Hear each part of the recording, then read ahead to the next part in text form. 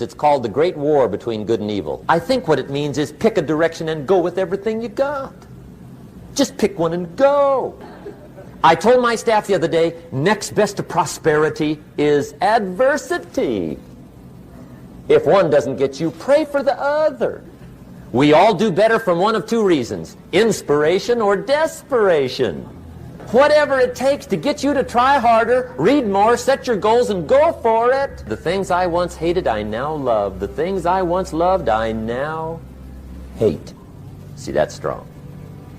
Here's the key to the good life. Learn to put everything you've got into everything you do. Whatever you are doing, pour it on. It will quickly open up into opportunity or quickly disclose to you that you ought to be doing something else. The delusion is, if I had a better job, I'd really pour it on. A life full of adventure is a life full of many decisions. The ones that turn out to be wrong give you better experience to make better decisions. So don't see how many decisions you can get out of, see how many you can get into. That's where the adventure is. The guy doubts himself, doubts if it'll last that long for him, doubts if he can do that well, doubts if he can make that much, doubts if he can accomplish all that. A chronic, excellent self-doubter. You can imagine what damage that does to your future. So here's the key. Turn this coin over and become a believer. And there's many things to believe in. One of the majors is yourself. The understanding of self-worth is the beginning of progress. Worry long enough, it'll drop you to your knees. Could reduce you to begging. But I'll tell you what. My advice to you is do what I finally did. On worry, give it up. Who needs it? I'm not saying it's easy. I'm saying it's worth it. It took me almost 1 year to kick the worry habit, and it was not an easy year. It was one of the toughest years I ever spent, but I finally got that monkey off my back. And I discovered you could live the most incredible life free of worry. Now, you can also be too reckless, but you can also be too cautious. This is called the timid approach to life. And my caution was always the risk. Risk used to drive me right up the wall. I used to say, what if this happens? It's called the language of the poor. What if this happens? And on top of that, if this was to happen, look at the fix I'd be in. I better not try. I finally discovered it's all risky. The minute you were born, it got risky.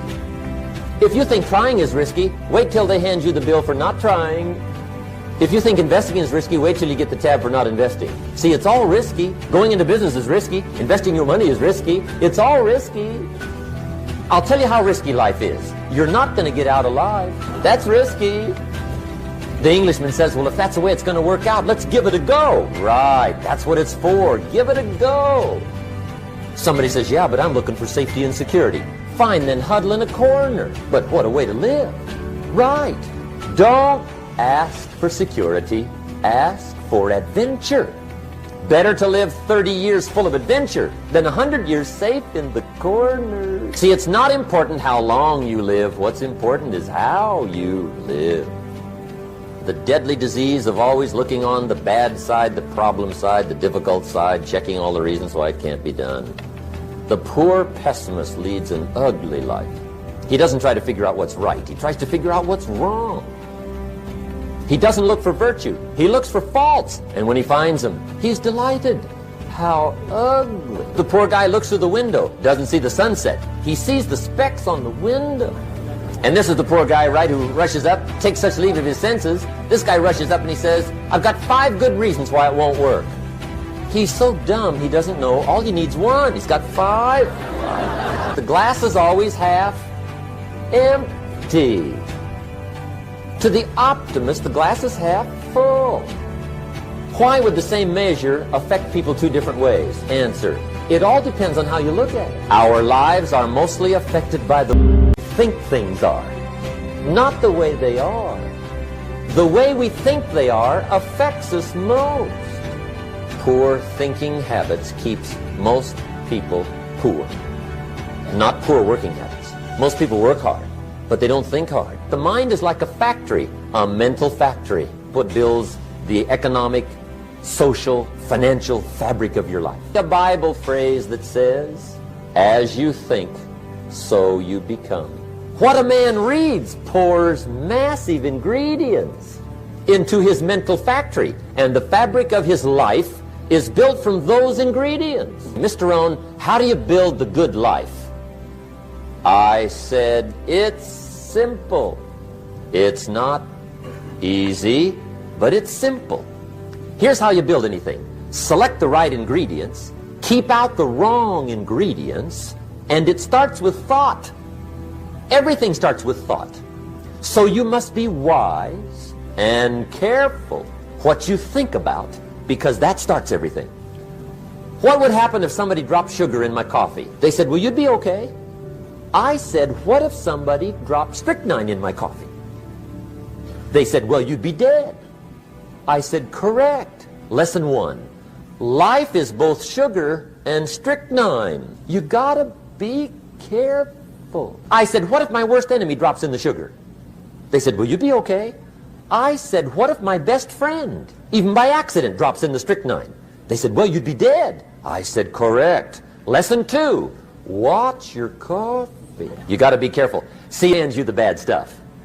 It doesn't matter where you get the bad stuff. It'll still do its damage on your bank account.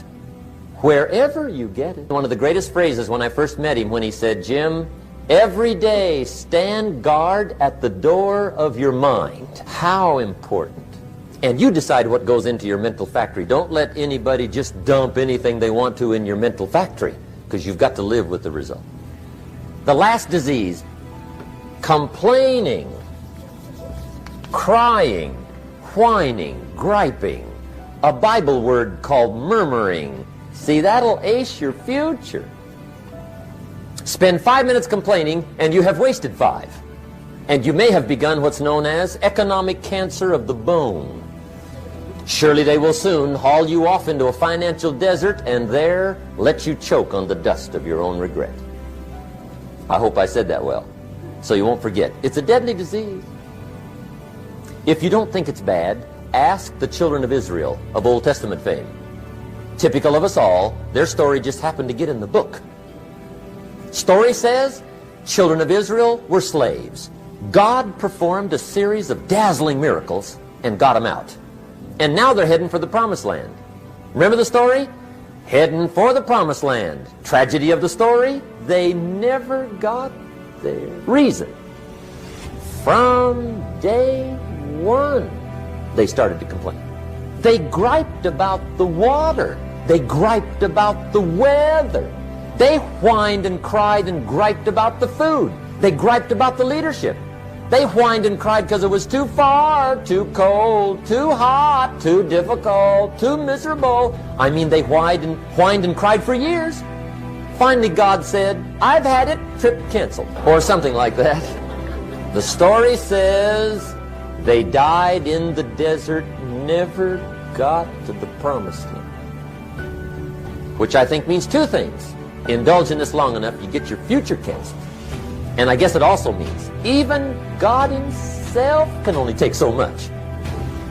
Okay.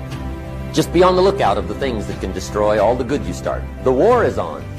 And this evening, tomorrow, mentally, personally, socially, economically, you got to make sure you're winning the war. And this is part of it.